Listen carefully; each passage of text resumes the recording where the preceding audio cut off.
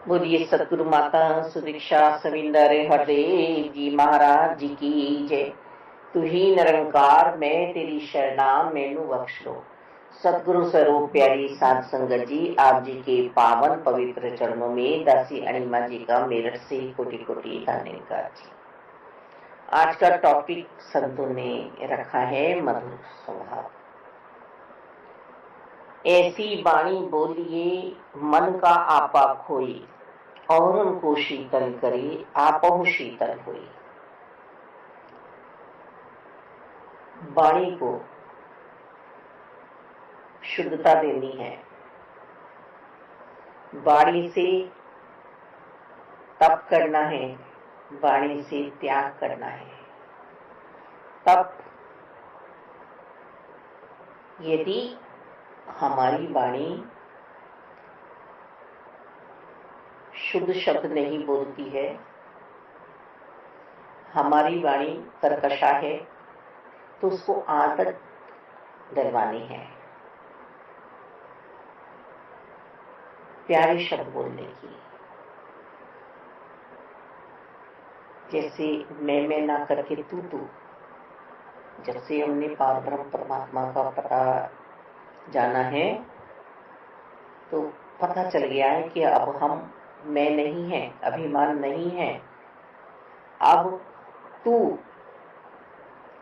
मैं काय में छिपी है, तू में। तू कई तो अंश है, हम अंशी कौन है? तू परमात्मा निरंकार, और मैं शरीर। तो अब इस शरीर के अभिमान को भूल जाना है। और त्याग कैसे करना है वाणी का? सेव के शब्दों को, जो शब्द दूसरों को दुख पहुंचाते हैं, उन शब्दों का त्याग कर देना है वाणी से। सुख के चाहने वाले जानो तो सुख किसका नाम।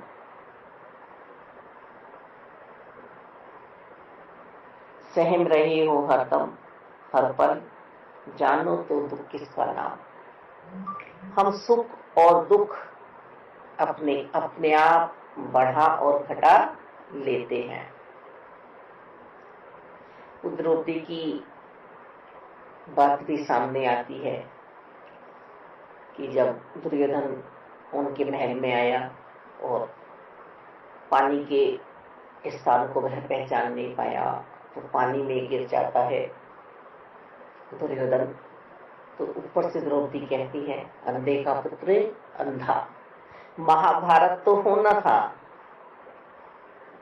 पर ये शब्द भी ठीक नहीं बोला गया। तो हम किसी को सुख दें या दुख दें, ये हमारी वाणी पर निर्भर करता है। एक संत महात्मा हमारे सामने से गुजर रहे हैं, हम उन्हें कुछ भी बोल देते हैं, पर वो संत महात्मा तो उस बात का जवाब नहीं दे रहे हैं, पर निरंकार हमें देख रहा है। तो यहाँ पार ब्रह्म परमात्मा का पता चलते ही अब हमें बहुत सावधानी से रहना है। जिसका स्वभाव प्यारा होता है, जिसका स्वभाव मधुर होता है, वह सबके दिलों पे राज करता है।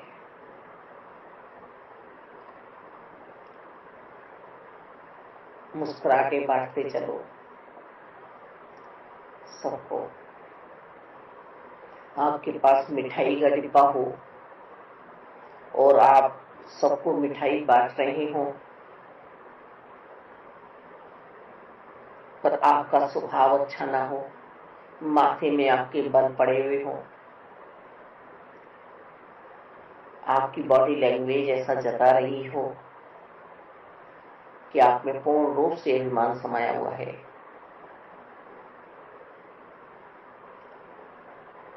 कि मैं ये मिठाई बांट रहा हूं, और दूसरी ओर ऐसा भी एक व्यवहार इंसान का होता है कि जैसे उसको जबरदस्ती कह दिया हो कि तू ये मिठाई बांट, तुझे ये मिठाई बांटनी है। तो वो इस तरह से उस मिठाई को बांटेगा कि तो वहां भी कोई आएगा नहीं मिठाई लेने। और एक बंदे के पास कुछ भी नहीं है, पर जैसे गुड़ पे मक्खियां भिनभिनाती हैं, ऐसे ही उस महात्मा के पास सभी आत्माएं अपने आप खिंचती हुई चली जाती है।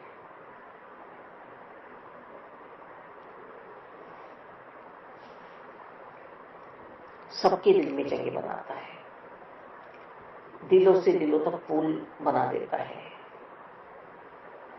वो इंसान कहीं बैठा हुआ है और जिससे वो बातें कर रहा है, इतनी मीठी बातें कर रहा है, इतनी प्यारी बातें कर रहा है कि दूर देश में बैठा हुआ इंसान भी उससे प्रभावित हो जाता है कि कितना प्यारा बोलता है, कितनी अच्छी बातें समझाई, और मिलने के लिए आतुर हो जाता है कि इस आत्मा से मिलना चाहिए।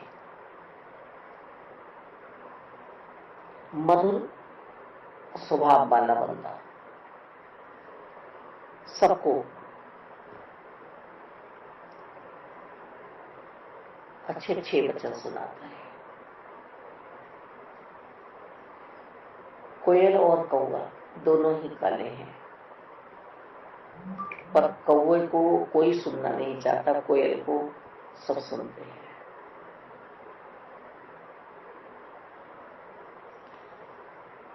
कोयल अपने मन को भी खुश रखती है और औरों को भी खुशियां बांटती है। साध संगत जी, जो ब्रह्मज्ञानी महात्मा है, उनकी सबसे बड़ी निशानी यही है कि वह प्यार बांटते हैं। हर पल इस नाम सरोवर में वह डूबे रहते हैं, और परमात्मा को वो ये नहीं बोलते हैं कि वो अब परमात्मा ये यानी मेरे पास हैं, मेरे ही वजूद में छिपे हुए हैं परमात्मा। और जब मेरे ही वजूद में परमात्मा छिपे हुए हैं तो फिर गलत स्वभाव बन जाए ऐसा हो नहीं सकता। हाँ, संतों को गुस्सा आता है, जैसे पानी पे बुलबुला बनता है, लहर बनती है, मिट जाती है, इस तरह से। और दासी ने हमेशा देखा है ब्रह्मज्ञानी महात्माओं को, संतों को, जो क्रोध आता है, गुस्सा आता है पल भर के लिए, वो किसी ब्रह्मज्ञानी महात्मा को परमात्मा से बिछड़ते समय आता है कि इस जीव को क्या हो रहा है, ये तो अच्छे रास्ते चल रहा था, इसका तो परमात्मा से नाता जुड़ा हुआ था, इसने अपना जीवन कैसा बना लिया है। संगत आने के लिए कहते हैं, सत्संग करने के लिए कहते हैं। अब जो प्यारा सा व्यवहार बना है, हम सर्वव्यापी की अनुभूति होने के बाद, जैसे पति बाहर गया है तो हम कहते हैं वो वहां गए हैं, और यदि पति घर में ही है तो पत्नी कहती है ये रहे। तो आज हमारे पति परमेश्वर हमारे पास हैं,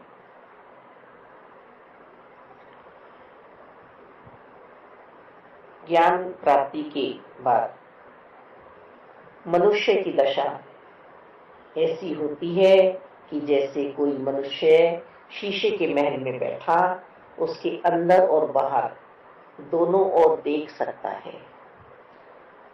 इसी तरह ज्ञानी पुरुष अंदर बाहर सब में सर्वव्यापी निराकार के दर्शन करता है। ज्ञानी वह परवाना है जो ज्ञान की रोशनी देखने के बाद अपना जीवन तो अर्पण कर देता है,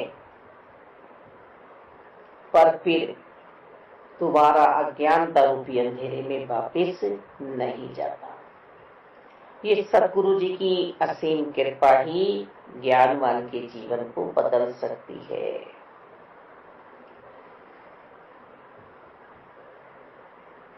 जब हम ब्रह्मज्ञानी हैं तो हम किसको दुख पहुंचाएं, किसको सुख पहुंचाएं। हाँ, यदि अब भी हम व्यवस्थाओं में जुड़े हुए हैं, हम आगे पीछे के चक्कर में पड़े हुए हैं, परिवार बहुत बड़ा है, तो यदि हम ऐसा कर भी रहे हैं तो हमारा जीवन ब्रह्मज्ञानियों वाला जीवन नहीं है। हमारे हृदय में प्रीत प्यार नहीं छिपी है जो सतगुरु माता सुदीक्षा जी चाह रही हैं। संसार का ज्ञान तुच्छ है और प्रभु निरंकार का ज्ञान ही असली ज्ञान है। इस ज्ञान को लेने के बाद इंसान बुरा व्यवहार नहीं करता है, चालाकी चतुराइयों में नहीं फंसता है। आज संत निरंकारी मिशन मानव मात्र को इस परम तत्व का बोध कराकर अपने अनुयायियों को सभी कर्तव्यों का पालन करते हुए भक्ति का ढंग सिखा रहा है। धन दौलत की चकाचौंध, इज्जत, शोहरत, मान, कुर्सी की ताकत की वास्तविकता को ये पहचानते हैं, इसीलिए धन दौलत कमाते हैं, लेकिन जीवन गुजरान के लिए, परंतु जीवन धन दौलत के लिए नहीं लगाते। शारीरिक प्रभाव अधिक हो या कम, इनका संतोष धन सदा एक सा रहता है। संसार के सभी सुखों को भोगते हुए कमल की भांति न्यारे और निर्लेप रहते हैं। ज्ञानी भक्त ही समरस संभाव समदृष्टि से सबके साथ विचरते हैं। ज्ञानी जन जानते हैं कि जैसी दृष्टि होगी वैसी सृष्टि नजर आएगी, इसलिए ही ज्ञानी जन समदृष्टि से सबको प्यार करते हैं, सबको अपनाते हैं। सारी सृष्टि अपने प्रियतम की रचना लगती है ज्ञानियों को। भौतिकता में भी बहुत सहज होकर सबको प्रीत प्यार बांटते हैं। संतजन सद्गुणों का भंडार होते हैं, इंसानियत को बांटते हैं। तो मधुरता हमारे स्वभाव में है तो हम दूसरों की पीड़ा हरने वाले बनेंगे, हम पीड़ा देने वाले नहीं बनेंगे। संत महात्मा मधुर स्वभाव के होते हैं, हृदय से, और जहां जहां भी जाते हैं वहां अपने शीतल वचनों से सबको ठंडक पहुंचाते हैं। हमारे सतगुरु स्वरूप परम सत्कार्यों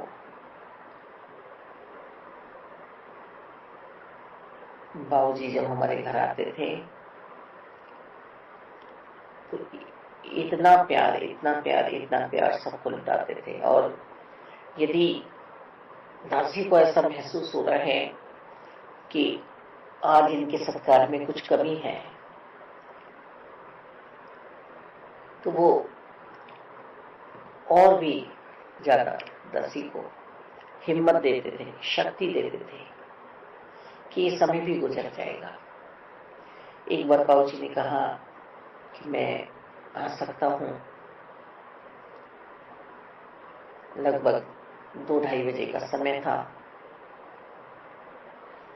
दासी बोली, जी बाबूजी, सतगुरु स्वयं कहें कि मैं आ रहा हूं तो इससे बड़भागी बात तो कोई है ही नहीं, सौभाग्यशाली वाली बात तो है ही नहीं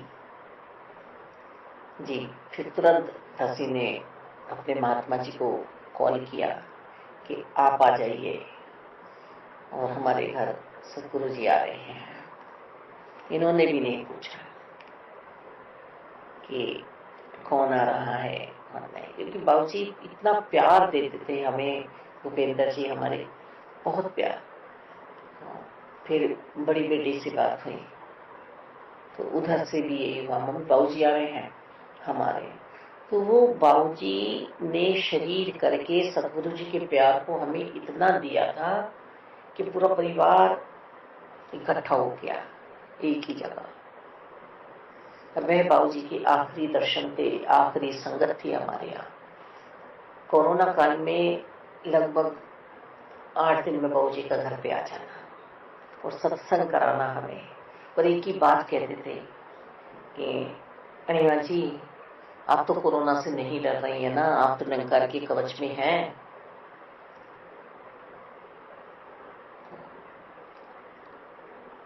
कितने प्यारे संत, कितने मधुर स्वभाव वाले संत। और आखिरी बार जब सदगुरु स्वरूप बाबूजी हमारे यहाँ आए, इतनी विशाल संगत, हम थे घरी वाले, और इतना आशीर्वाद देखे गए बचनों से हमें कि भक्ति को संभाल के रखना। भक्ति बहुत है इस परिवार में। छोटे छोटे दसी के देवते और देवती थे, उन्होंने भी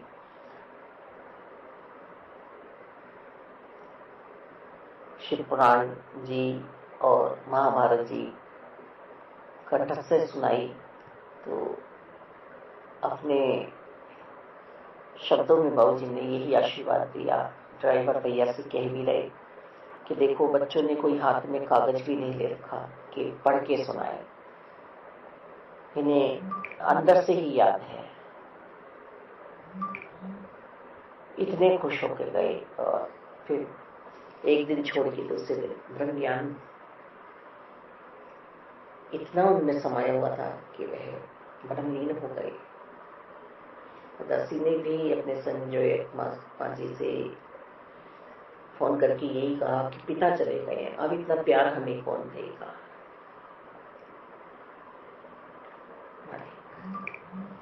संत हमें संगत में बैठा देते हैं, संत हमें संगत से उठने नहीं देते हैं। संत हृदय से प्यार करते हैं। संतों जैसा प्यार कहीं मिल ही नहीं सकता। हमारी कमियों को अपनाते हुए संत आगे बढ़ते हैं। और बाबूजी ने हमें ही नहीं, हमारे पड़ोसियों को भी बहुत प्यार दिया। हम कहते थे कि आज हमारे बाबूजी आएंगे, हमारे गुरुजी आएंगे, तो जितने भी आसपास में कोठी वाले थे सब कहते थे कि दीदी हमारे भी चरण डलवाना अपने बाबूजी की। एक पड़ोसन भाभी जी, दीदी हमारे यहाँ भी लंगर कराना अपने बाबूजी को, अपने गुरुजी को। बहुत ही विराट स्वरूप लगता है, बहुत ही कृपा है बाबूजी पे परमात्मा की। तो ये सब क्या है, आज भी हम उन्हें याद कर रहे हैं। उन्होंने हमें प्यार दिया, सत्कार दिया। ऐसे ही हमारे मेरठ के सहायक प्रमुख जी अनिल डागे जी 8वें दिन दसी के घर स्वयं आना, बच्चों के साथ बैठना, बच्चों को शिक्षाएं देना सतगुरु जी की। चुनेजा परिवार, छोटे छोटे बच्चे आके हमें प्यार दे रहे हैं। दोनों ही हस्बैंड वाइफ। दसी तो कहती थी हंस का जोड़ा आ गया है। और बच्चों से संगत सुनने, संगत का एहसास बच्चों को हर पल दिलाना। यदि कभी सुबह की संगत भी नहीं पहुंचे तो प्रसाद लेके घर देते हुए जाना कि आज बच्चे पहुंचे नहीं थे। तो संतों ने क्या किया? संतों ने मधुर स्वभाव वाला जो अपना व्यवहार बनाया था उस मधुरता को बांटा, उस माखन में चीनी मिलाई, भोग लगाया। कृष्ण का अलंकार का हम किसी की मजाक उड़ाते हैं, कोई रोता है, तड़पता है, तो अलंकार देख रहे हैं ना कि हमारे शब्दों से, हमारी वाणी से दूसरे सामने वाले को कितना दुख पहुंचा है। किसी ने तो संगति आना छोड़ दिया, किसी ने किसी से रिश्तेदारी ही छोड़ दी, किसी ने पड़ोसी को ही छोड़ दिया, क्योंकि सीमा होती है।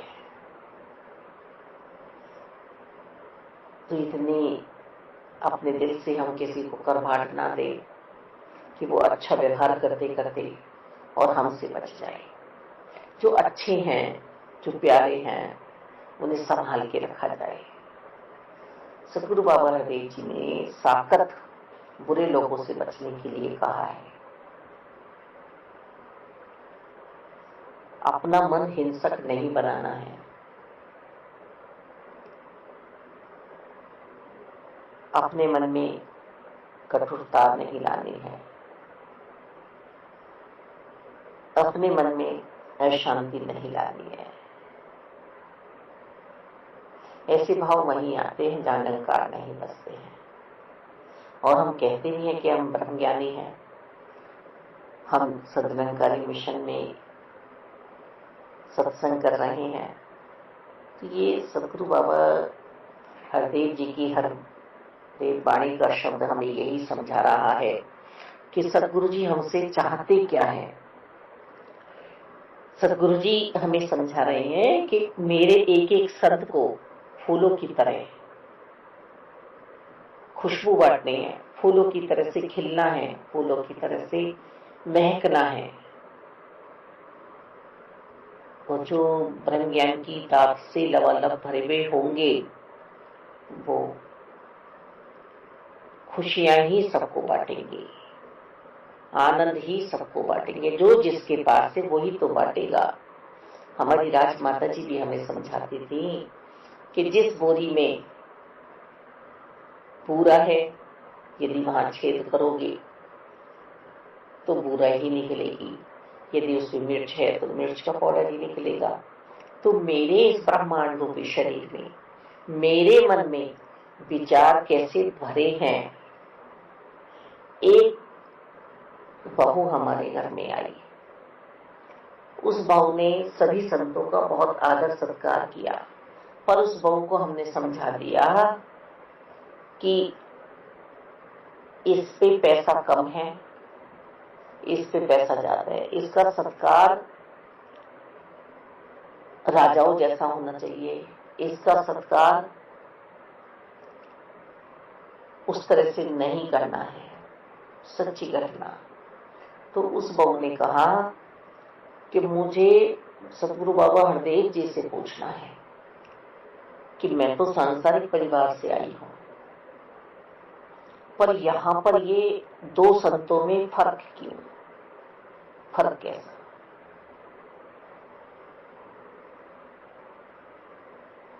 तो ब्रह्म ज्ञान की दात प्राप्त करने के बाद भी हम अभी छोटे बड़े, अमीर गरीब, गोरा काला, अपना पराए, इसमें पड़े हैं। पर महत्ता है मेरे सतगुरु जी की, महानता है मेरे सदनिरंकारी मिशन में।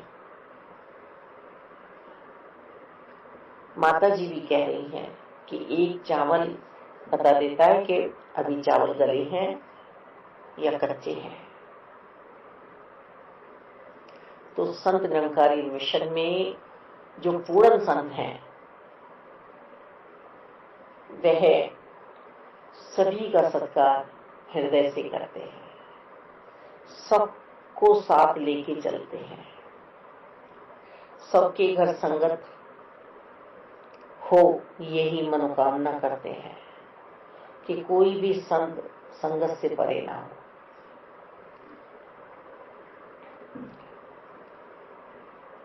क्रोध की अग्नि जिस दिल में भटकती है, जलती है, वहां कोयले दहकते हैं, सबसे पहले अपने आप को ही भस्म कर देता है वो इंसान।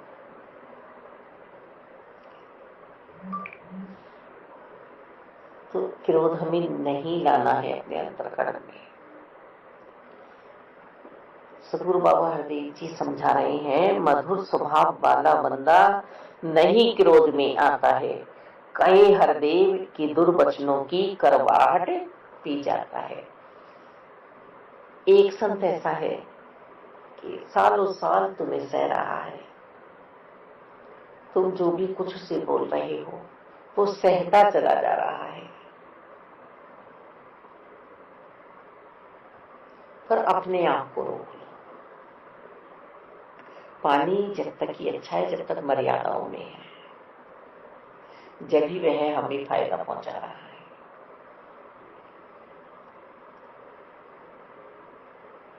एक अच्छे खासे स्वभाव को, एक अच्छे चरित्र को, संगत में आने वाला, सब जगह प्यार पाने वाला जन, कभी कभी हम अपना स्वभाव ऐसा बना लेते हैं कि उसे पूरी तरह से तोड़ देते हैं।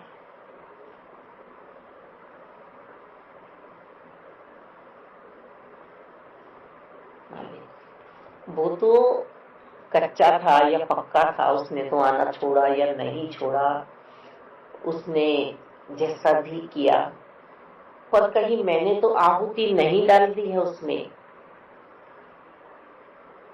सतगुरु जी कह रहे हैं, जो मेरी शिक्षाओं के अनुसार नहीं चलेगा वह मुझे अच्छा नहीं लगेगा।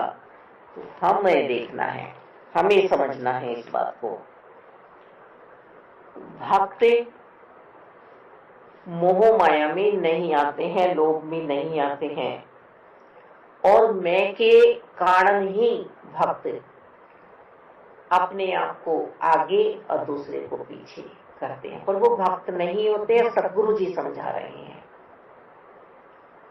वो सिर्फ और सिर्फ अभी इंसान है।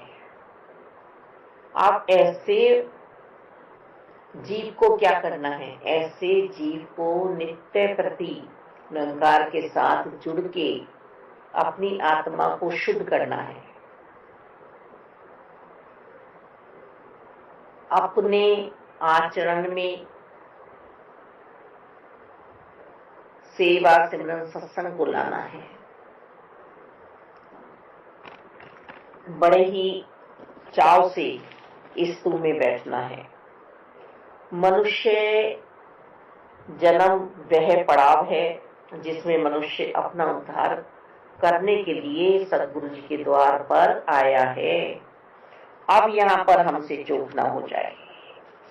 सेवादार भी सेवा करते समय सावधान रहते हैं और बाद में क्षमा याचना दिवस मनाते हैं। हमें खुदा से